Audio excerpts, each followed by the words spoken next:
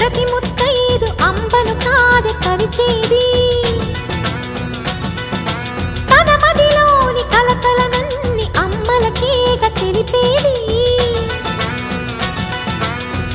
నెలతలే లేకుంటే దేవుడికి నెలవేది భక్తులే రాకుంటే గుడికి ఇక వెలుగేది దయతోటి కుంకుమ పూలు అక్షింతలు